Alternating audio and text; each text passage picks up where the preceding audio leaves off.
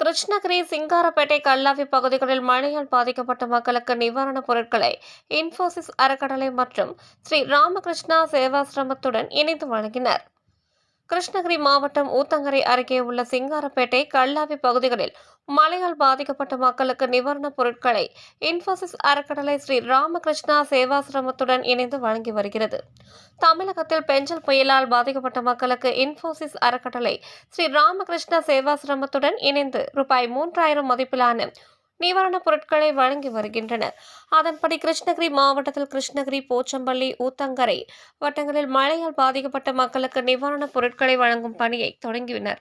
இதுகுறித்து ஸ்ரீ ராமகிருஷ்ண சேவாசிரம சுவாமி ஜெகாபானந்த செய்தியாளர்களிடம் கூறியதாவது: இன்போசிஸ் அறக்கட்டளை ஸ்ரீ ராமகிருஷ்ணா சேவாசிரமத்துடன் இணைந்து கடந்த 32 ஆண்டுகளாக இயற்கை பேரிடர்களால் பாதிக்கப்பட்ட மக்களுக்கு பல்வேறு உதவிகளை செய்து வருகிறோம்.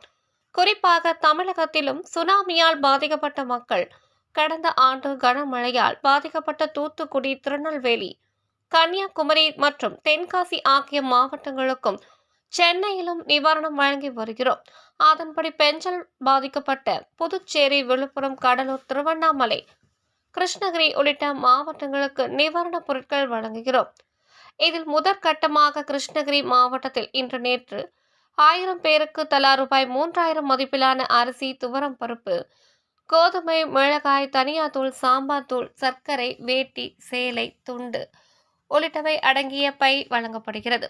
இரண்டாவது கட்டமாக 1000 பேருக்கு நிவாரணப் பொருட்கள் வழங்கப்படும்.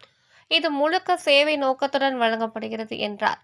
தொடர்ந்து கிருஷ்ணகிரி அருகே மோட்டூர், வேட்டியம்பட்டி, சிங்காரப்பேட்டை, கல்லாவியில் பாதிக்கப்பட்ட மக்களுக்கு நிவாரணப் பொருட்களை சுவாமி ஜெகாபானந்தா நேரில் சந்தித்து வழங்கினார்.